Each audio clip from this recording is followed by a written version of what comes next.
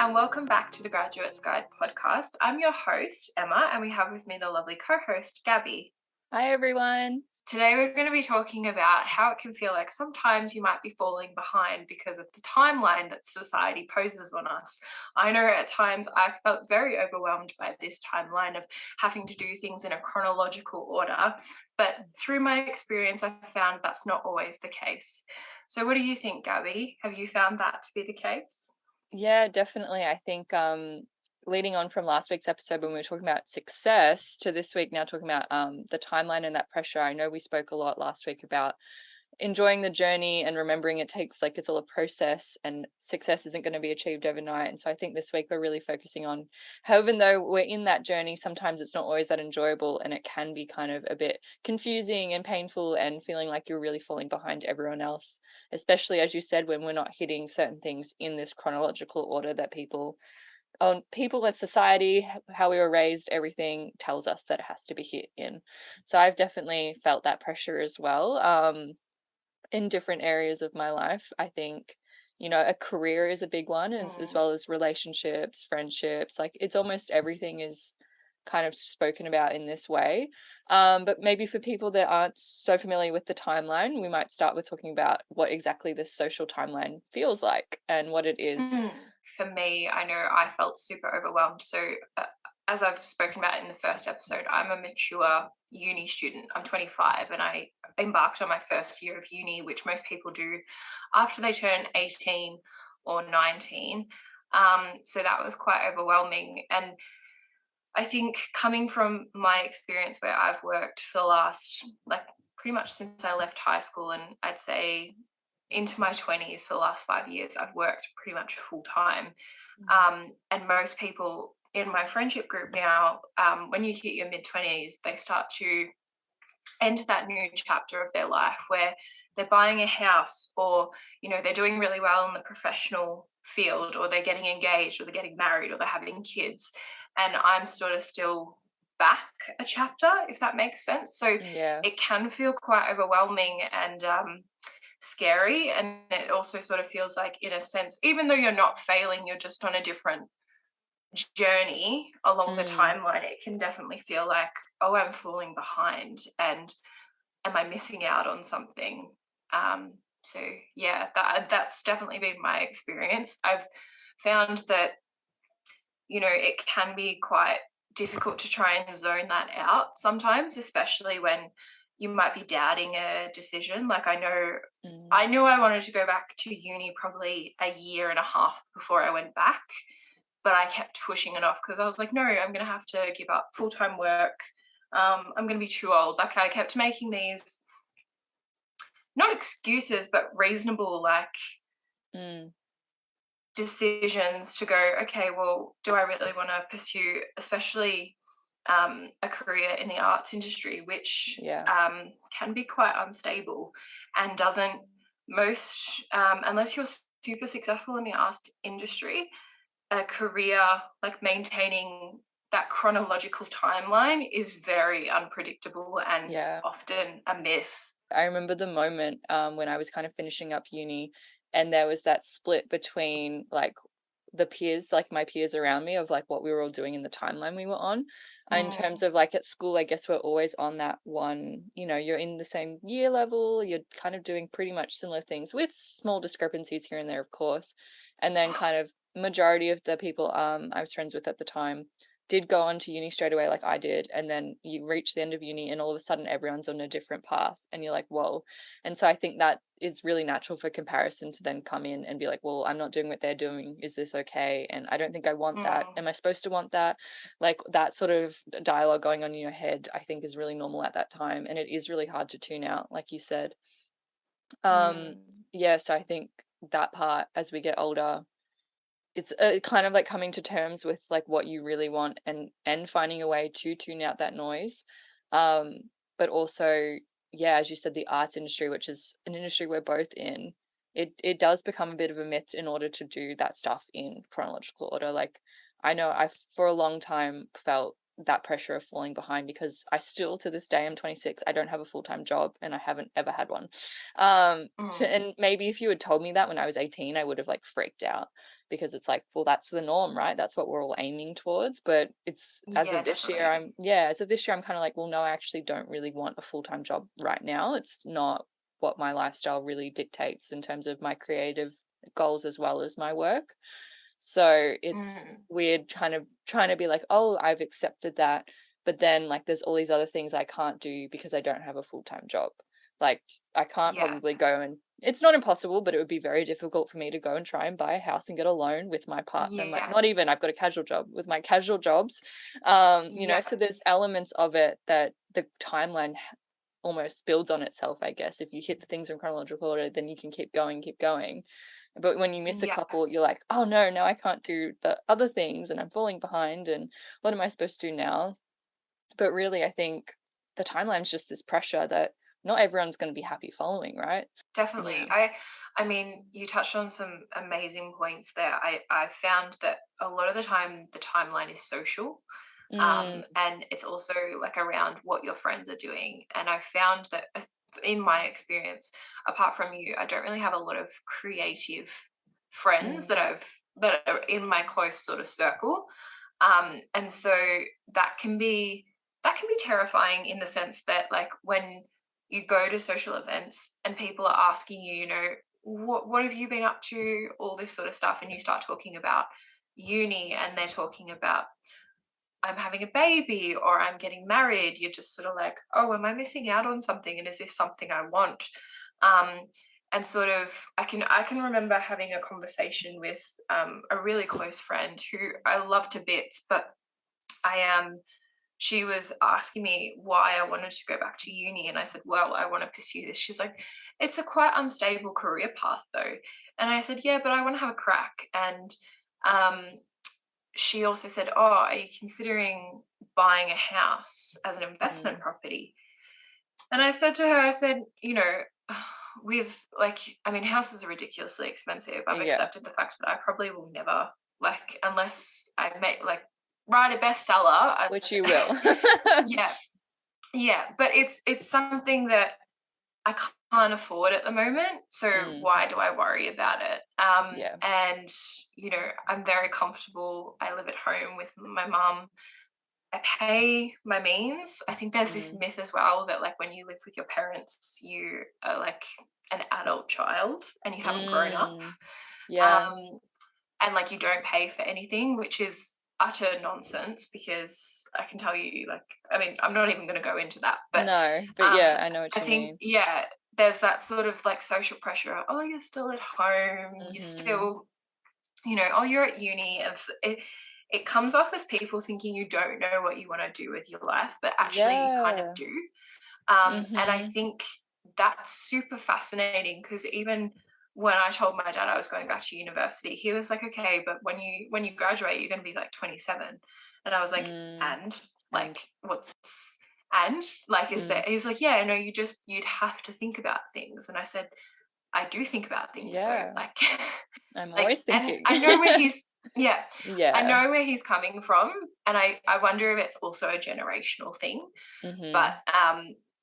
it's very fascinating to see how people I definitely do get this sense that people think that you're failing if you haven't hit things on the chronological timeline because you know most of the time it's leave school, go to Mm, university, graduate, get a job, get mm, married, have kids, repeat the cycle. yeah. And like that's yeah, pretty much Literally. what but and that's not the case for some people. No. But just because they pursue a alternative lifestyle to what society's ingrained in us of what you have to do in order Mm, to not fail and to be successful um, doesn't mean that that individual is failing in their own timeline. mm, And I think I know for me, I've come away from parties where I've been with my friends and they've got a stable, mm, well-paying full-time job, and I'm just sort of like, well, you know, I've got a part-time job, and what does that mean at the end of my degree if I want to pursue something in the mm, writing industry? Um, but I also think it's fascinating because I also, from working the last 5 years full time, I actually don't want to work full time. Right. For like Same. literally. And it's Literally. interesting. It's so fascinating because, when I've been working full time, and I've come home and like I go, okay, I'm gonna try and write like 5,000 words this week. Yeah. I I'm thought you were going to say exhausted. in the And evening, and I was like, 5,000 words in an evening? Oh no, my no. God. Okay, good. In a Yeah, week. Yeah, that's doable. yeah. So 5,000 words in a week, which I think this is the other thing that people forget about the arts industry is it's not a hobby, it's a Mm-mm. passion. Yeah. And just because it's a passion doesn't mean it's not like going for a walk. It's not like you leave work after a full day of like mental Mm-hmm. fatigue and like physical fatigue of like constantly having this noise at you. And then you Mm. come home and you try and sit down at a computer and write. It doesn't work like that. No, I think even growing up, I used to think that's what published authors did, is that they sat at a computer desk all day and like that's punched out right. a novel. It's such a myth. And I Mm. think that, like I said, it's not like you're going for a walk or you're going to the gym. It's not that sort of hobby. You need to have that refreshness to be able to sit down because it is, in a Yeah. sense, it is work. Oh, yeah. Yeah. Yep. Yeah, definitely. It's work. I mean, and it's work that's it's solely reliant on you being able to like have stuff left in the tank in order to give creatively too. It's like if you're exhausted Mm, mentally, you can't sit down and go, well, I'm going to go to this creative happy place that has so many plot holes and just happily fill them all in.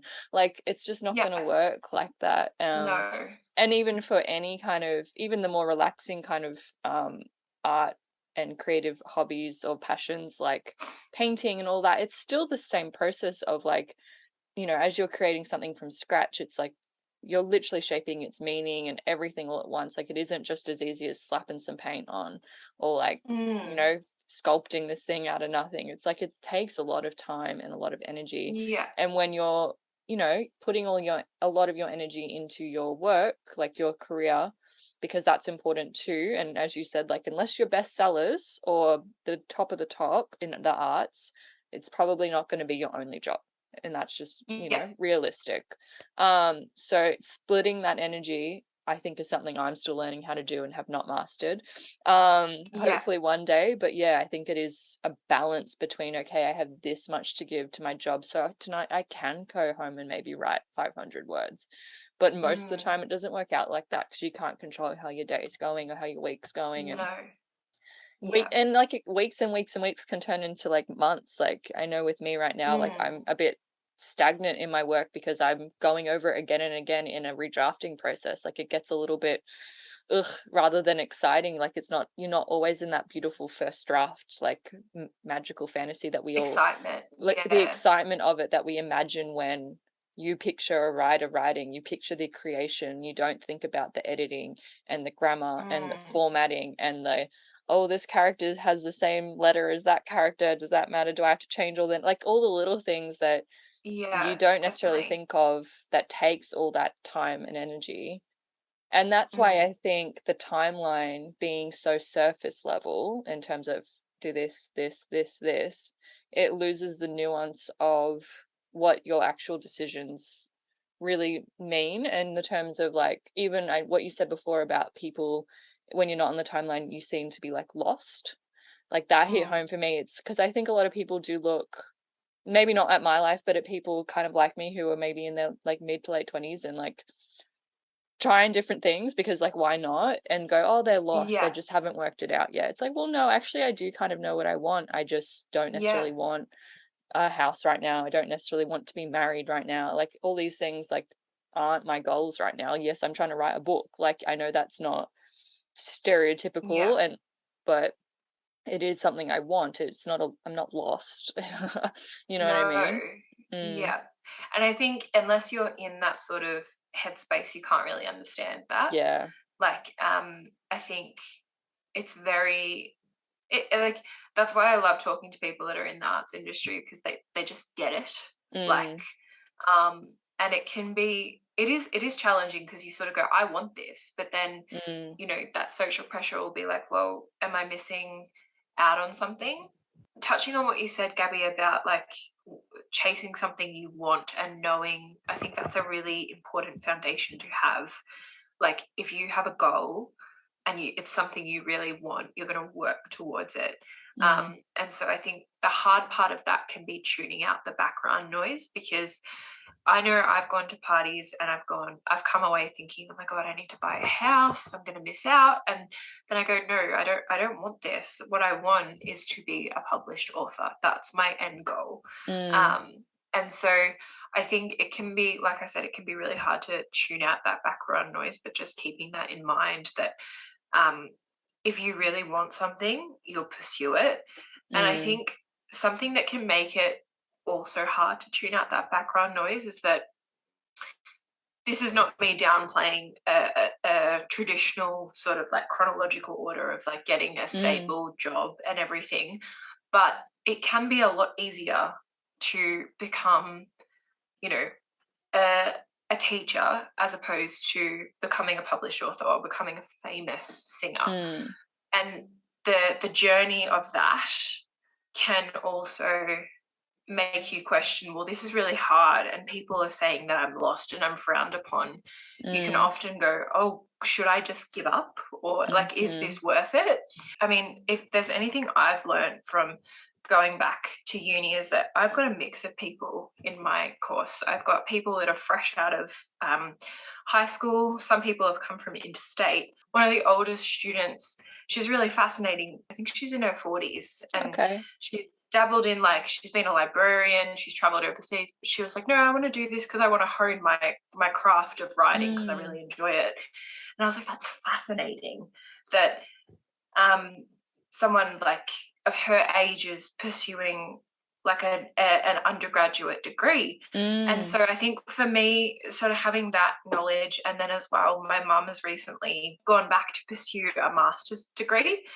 My mum's 55, so she technically, on the timeline, she only has like 15 years worth of working before she retires. Yeah. And she's gone back to study because it's something that she wants to climb the ladder a little bit more in her profession.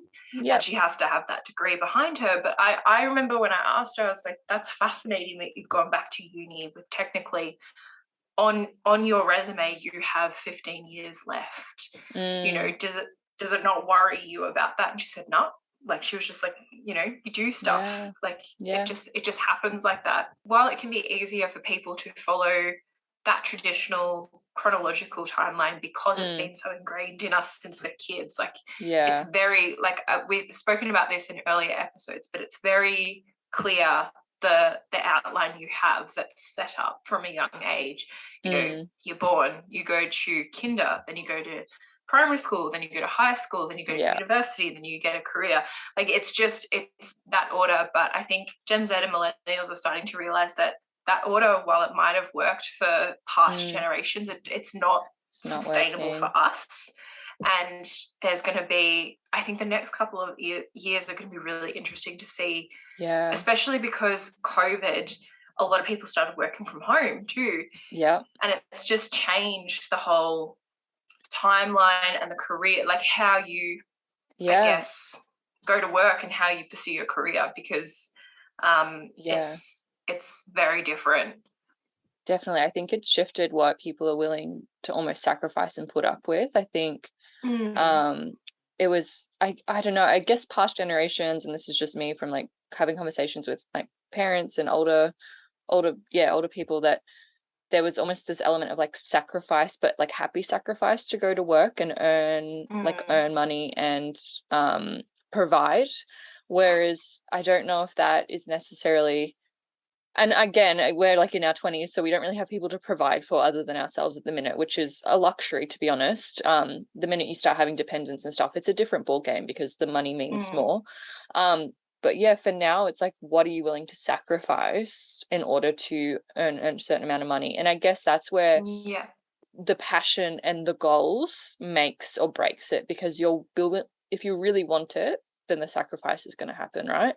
But if it's like, I'm not sure, I'd rather pick this, I'd rather pick that, because maybe it is more stable, maybe it'll be easier, whether or not that's giving up sometimes, I think for some people, I remember our mentor Ira once said to me that you know, it's okay to pick the stable path if that's what you want, if you're not willing to make the sacrifice. That's just a choice. It's Yeah. not good or bad necessarily.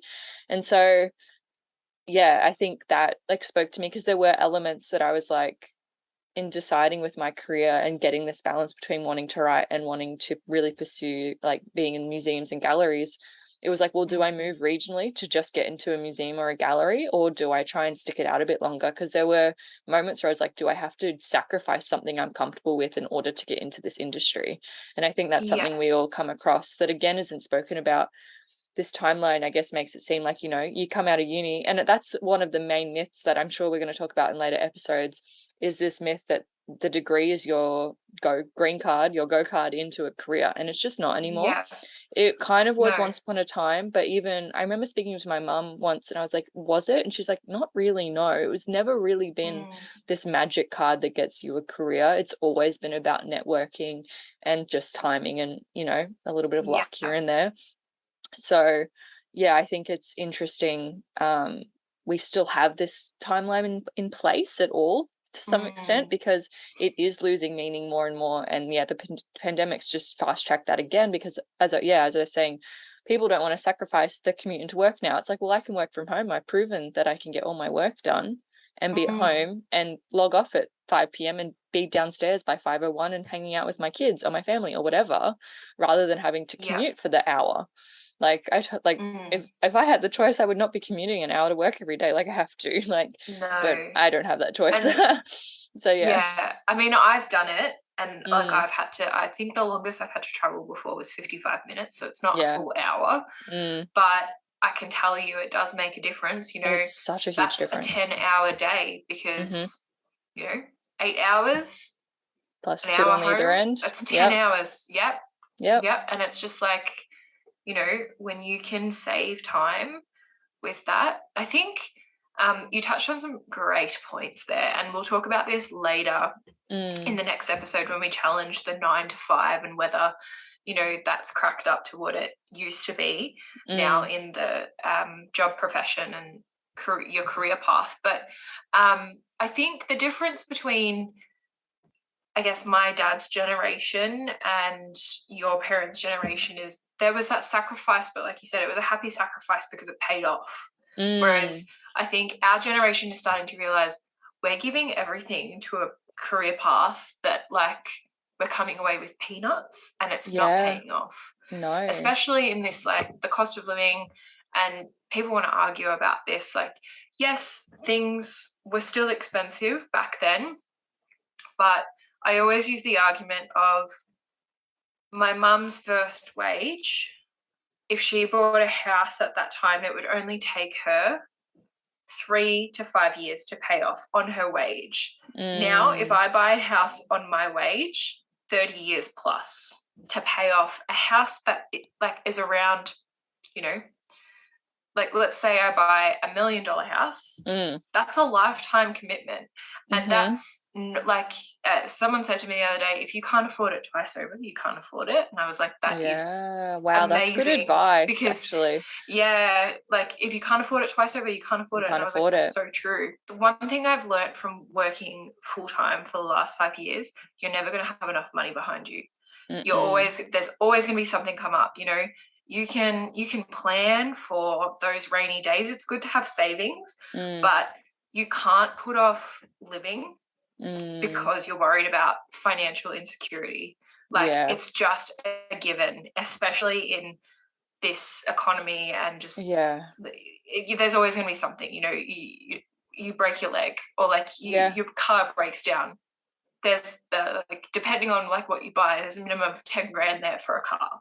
So it doesn't matter how much money you have, you're always going to be, it's that balance, I guess. Going back to what Ira, our mentor, has told us, like, before, it's okay if, like how you said, it's okay to pick that stability over, I guess it's what you're prepared to do, as Yeah. she said, and what you're comfortable doing, because you should always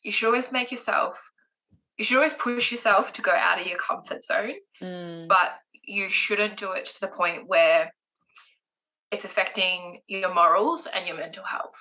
Yeah. And so for me, especially when I was pursuing a career in acting, I would hear stories about how like Margot Robbie would sleep on someone's couch because she couldn't afford rent. And I just go, like, I'm not prepared to do that. I'm not No. prepared to sleep on a stranger's house and be living like Yeah. just surviving in the hope that I'll get discovered at like during the casting season. Like I just wasn't prepared to do that. But and so you have to ask yourself, this is the stuff that isn't really talked about. Like I remember in high school, I was like, yes, actors work all the time. And once you get that role, you're fine. Absolute No, rubbish. right? They're basically And like, freelance, hey? yeah, it's, you're freelance. And I think there's a lot of stigma around that sort of freelance work and casual work and all that. Like, yes, a writer is not the same career path as a doctor or a nurse or a lawyer. And yes, you have to go to university for those. But those jobs aren't stable either. Because I can tell you how many nurses I know since COVID have left to pursue either doing their own business or have just completely left the profession because they've either lost faith or they don't enjoy it. And so that to me, that's fascinating because I go, well, you know, you were in one of the most stable jobs you can be in, and yet you weren't happy. Yeah. And I think that's, at the end of the day, that's what it comes down to. Like, if you're slaving away in a job and it's costing more on your mental health, like, yes, you might be hitting the bills and you might be saving money, but if you're miserable, what's the point? Because honestly, like, people always talk about, you know, life's so long. We're not here for very long. And I think that you need to like remember that. And if you have things that you want to do, pursue them and don't worry about this timeline. Like, if you want to be a mum and that's your life goal, that's great. Yeah. But that's not for everyone. No. If you want to, I always go back to what my dad used to always say to me. He's like, if you wanted to sweep the streets or be a garbage collector and you were really, really happy, I wouldn't care. And I was that's always sort of stuck with me because when you are not happy, it really affects your whole life. It affects and everything. Yeah. You hit on a really good point there when you're talking about the nurses and them choosing to leave because of COVID, like, and all the situations. I know nurses as well, and it's like they're not treated well enough, to be quite honest. But that's a whole nother subject. That's I could do a whole podcast we could do a whole separate podcast just on how nurses are mistreated and not paid enough. But what I was going to say is, going back to the timeline and that idea of change, is the timeline doesn't really leave you room to change your mind, does it? It's not like, oh, you finished uni, oh, you changed your mind, you didn't like your degree, it's all right, go do another one. Like, wait, that's not in the timeline. So that's not in the timeline. And change is such a annoying but natural part of life, and I've changed my mind like literally hundreds of times in the past like 6 years in my 20s. Like, I went in, I think I said in the first episode, I went into uni thinking I might be a psychologist, and then I was like, no, I don't know any of this math or science, I'm not going to do this. And then I was like, well, maybe I'll be like a librarian. I'm still kind of on that one lately. I've been like, maybe I'll be a librarian. So I might change my mind again, to be quite honest. But the one thing that stayed, and I guess the reason why now I'm like, okay, this is legit, is like I've always wanted to be a writer. And so I think there is an undertone, and I don't want to say we all have it, because I don't think necessarily everyone has to have like this like overwhelming passion in their life in order to find fulfillment or be successful. I think that's a myth as well. But I do think for me, there's this, there's always been this undertone of me writing, and given the chance that I have the opportunity to pursue that in any way, I think is a privilege and something that I'm pursuing. And that's literally the only reason. It's not necessarily because, you know, I'm going to be a bestseller. I might be, I might not be, but that's, you know, not why you do it. And so again, with the timeline, it's like, I'm not doing this to achieve a certain point necessarily. I'm doing it just to see how far I can push it and what comes. But it's not adding, like, it's not like going to guarantee me a house. It's not going to guarantee me anything like that sort of stuff. And that's why I think, as much as 100% like follow your passions, go for your dreams, the ability to have the practical approach and to not downplay, you do, like, we work casual jobs, we do this, we do all these other things, we're doing this at the Grads Guide because we're passionate about this as well. Like, I think you can have more than one thing, and they all can add, and then, the multiple streams of income are really in right now. So I Yeah, think yeah, definitely. it's all very possible. It's just you're going to have to take a step back from the traditions that we've been brought up in and go, okay, how can I do this, Yeah. and how is it going to make me happy? Yeah. Yeah. And those traditional values are really hard to break as well, Mm, because especially when one of the other things that's really important when you're pursuing something that might not be on the timeline is to have a really good strong supportive network around yeah. you, and to sort of try and mute out those voices that are telling you, Yeah. well, this isn't good, Yeah. don't pursue this, because um, you don't need that. It's, Mm, again, background noise. I think it's really interesting as well what you said about how the timeline, if you change your mind, like, you mm, can't, that doesn't cater for it. And it's so yeah. true. So, you know how I love TikTok? So I saw this Yes. TikTok where this girl basically said that your 20s is like being like a toddler all over again. So Oh even though you're yeah. 20, or like say you're 22, it's like you're two again, Oh but in yeah. adult years. And I loved that because I was like, that's so Mm, true, because um, it really does. We've spoken about this in early episodes, but especially when you get out of high school, it really does feel like you've been put out into the world and you're like, what? I was sheltered. I didn't really know about mm, this. Um, and I think that when you see something on the surface, you build up this notion of what it is, and then mm, you experience it and you go, oh, this is not at all what yeah. I thought it would be. And I think that there's nothing that says you can't have it all. It's just you're not going to be able to do it all at once. And Yeah. I think that's something that Such a society good has point. sort of taught us, that if you do it in a chronological order, you can have it all, and that's the order that you Mm, should go in. But a lot of people don't follow that, which is, I mean, you look at how many of people I know in my 30s that are only just starting to have kids, whereas my mum had my sister when she was 26. yeah. So Oh, like I'm that, 26. even just the notion, I hear right? stories like Like that. I'm like, even, oh, yeah. yeah, yeah. But Yeah, even the that's notion true. of that changing because people are, Mm, I guess, in a way, they're putting themselves first, which is a really selfless thing to do, because the last thing you mm, want to do, I think, I'm not against having kids. Like, I definitely want them, but I don't even think I'm ready for them in the next 5 years. Now, in the next five mm, years, I'm 30. And I yeah. think it's a really selfless thing for me to go, well, I'm not ready for them, because it's not like Mm, a pet that you buy and you go, oh, I cute. don't like this, Yeah, I'm going no. to send it back. You can't do Mm, that with a kid.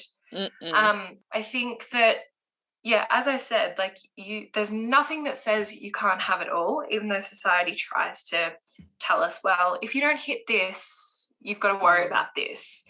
Um, and if you, as you said, Gary, if you really want something, your intuition will win over your ego, because yeah, that's a you're good way to gonna put it. actively pursue that. And like, Mm-hmm. if your ego is like getting into it, and like you're, like you said, you're not writing a book because you want to be a best-selling author. Like, that is the dream, That would be but you're amazing, writing but it it's not because, the yeah, why. but you're, Yeah. no, like, you're not doing it because, like, the argument I always use is like, actors don't go into acting because they can make out with like Leonardo DiCaprio or something. They don't go Yeah. into it for that, No. because it's it's a lot of work, and you could probably Mm, do that like at a club. Do you know what I mean? yeah. Like, there's other ways that are There's other ways much to make out easier with to do. Leonardo Yeah, DiCaprio. yeah, Yeah. yeah. But basically, It's true but though. yeah, Even with it's, the, sorry to interrupt, even with the no, that's best-selling okay. author idea, like there's easier ways to become a best-selling author than the way I'm doing it, right? Like you Mm-hmm. could think Yeah, of all the YouTubers, especially like 5 or 6 years ago, that were all best-selling authors because they wrote a book about their yeah, life because they had a following. yeah. Boom, best-selling Mm-hmm. author. Boom. So there's easy ways to get fame and success. Well, not easy, maybe that's a poor way to put it because I'm sure they worked hard, but there are There's quicker quicker ways ways. Yeah. than the actual process, and I think that's where the passion comes in for the actual, at least in creativity, Mhm. for the actual work and for the actual creation of whatever you're doing. Yeah. Not to say YouTubers weren't creative and not to say they probably put a lot of work in, they absolutely did, but I think with social media and the added, like having a following already, and it's almost like a marketing thing that's just like boom, it's crazy. The Yeah. TikTok books, like every book I go on, and I'm looking on Amazon right now, underneath the title it's like as seen on TikTok, Book Talk's best-selling book. It's like Yeah.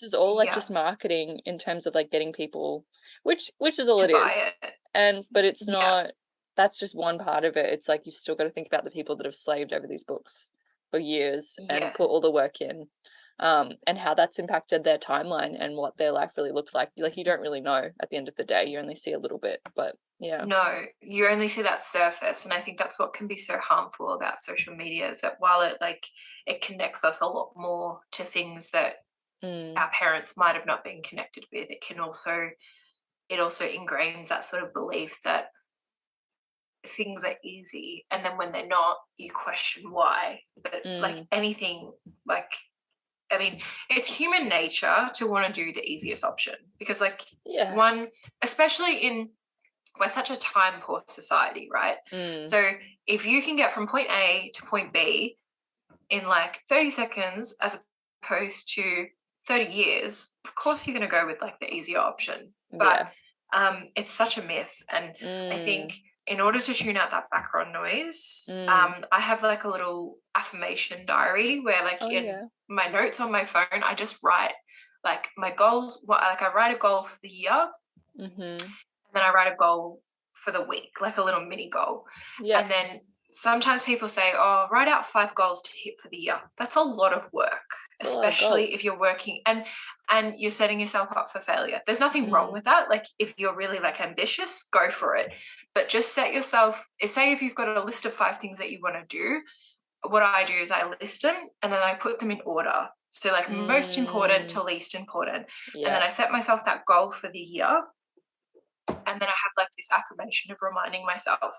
And Mm, sometimes those goals change. Like, I'll get halfway through the year and then go, oh, yeah. actually, I want to pursue this other goal. That's because it's going to be not quicker, but I'm going to get there quicker, if that makes Yeah. sense. You can change your And priorities as so they you things can come up. change your priorities. You know, it's this notion of like, well, society says. I don't know if it counts as well as much for men, but I don't want to get Yeah. like sort of like feminist here, but I No. definitely think But the pressure is stronger for women, and I think mm-hmm. that's because we also have that biological clock, Oh if that yeah. makes sense. It's a lot of pressure. So it is a lot of pressure, Mm, but I guess, yeah, so that's my advice, is to have like a little sort yeah, I of love that. goal that you set and sort of remind yourself. Um, Mm, try and mute out it can be really hard to mute out those voices, but what I do is I just like slowly wean away from it. yeah. So like, and sometimes it can be, you wrote a great post, Gabby, about like Oh, cleansing social media. oh yeah. And Mm, yeah, that is like one of the best things that you can do, because mm. often, like, my most looked at 2 apps are TikTok and Instagram. Oh And when I yeah. go on Instagram and I see all these people getting engaged on their feed, it Mm, sometimes it can be good to just, even if like, because sometimes you don't want to delete people off. So what I did is I created another Instagram account, and I followed accounts that I knew was going to have like positive reinforcement yeah. and like writing tips and things that I like Nice. liked looking at, like even photos of like just nature and like all those good things that make me Yeah. feel good. So then I That's go so good. into that, and I have that as my main That's like the sort main of thing that comes feed. up. Yeah. Yeah. And That's so so that good. way you can still have your socials, but just sort of Mm, having that like little it's like a buffer. retreat on social Mm, media. Yeah. yeah, I think for But me, yeah. yeah, Pinterest is another good one for me because it Mm. again it's a lot of like writing tips or quotes and you can just again it's I mean you're still scrolling at the end of the day, but it is a little bit more, I want to say meaningful, but that's not necessarily the word I mean. It's just a little bit more like I don't know, It's like less taxing mentally. yeah, yeah, Yeah, it's it lighter. stops the It's noise. yeah, it's not about Yeah. what people think. It's more just like it's almost art. You're looking at art rather than you're looking at the pressure Mm. of other people doing cool things. And I think that's the other takeaway, maybe my advice is it's not about taking away other people's joy or that they're not happy on their timeline or if some people will ascribe to this timeline and find a lot of joy in it. Um, Mm. but I think it is, as you said, just about trying to find ways to tune out the noise. And I think one thing, if people are listening to this and they're maybe a bit younger in uni or just come out of high school, this is like, it's really cliche advice, but it is true, and everything does get easier with time, and the more you do something, the better you will get at it habitually. I think something I've been working on a lot is like almost like retraining my thoughts and stuff and things like that. And you can change stuff, you can create new habits, create new thinking patterns, Mm, all this stuff. So the more you do it, the more you practice at tuning out the noise, the more you look at your affirmations, the more you get into this stuff where you're validating and affirming the things you do want and reminding yourself why you don't want other things. Like that'll get easier. And I think, again, just leaving room that you're going to change your mind. You will be a mm, completely different person when you're 18 to when you're 26. You're just going to be, and that's so okay. Um, so yeah, I think it is a lot of pressure, and like, I mean, we still feel it. Like, we're sitting here chatting, me like, oh, the timeline, but we still feel the timeline pressure every day. So mm, it's not necessarily yeah. about never feeling it. It's just knowing that it's not important, really. Mm, yeah. Yeah. And if you are a bit younger, if you're like in that 18 sort Mm. of to 20 to even Yeah. 23, I would just say enjoy. What's that TikTok where it's like enjoy the butterflies and enjoy the moments that make you feel good, because Yeah. yeah, change is inevitable. And another thing that like something I'm having to deal with a little bit is that like I'm growing apart from people that used to be in Yeah. my life, Mm. and it It happens, and there's happens. nothing you can do to avoid it. It's not that I love them any less, but like Mm. when you start to go on a different road to, and you're going this way and someone else is going that way, Yeah. your lives drastically change. There's nothing wrong with that. It just, No. I think Just change is, like I said, inevitable. And yeah, if you can, if sort of like just enjoy being young. Like even still, yeah. I say to my mom, like, oh, I'm 25, and she goes, Yeah. I You're would so kill to be young. 25 again. Yeah. Yeah. So like, I think there's this notion that I think I spoke about this in like one of the first episodes, but Mm. there's this notion that if you haven't hit your passion, especially in the creative industry, by the time you're 25, your dreams are expired. Yeah. Absolute like Nah, not rubbish. true. Thank you so much for listening to this episode. We hope you found some comfort or tools that you can take away to just remember that traditional values, while they might be ingrained in us about this timeline, it's not always the case. Mm. And your own timeline is your own.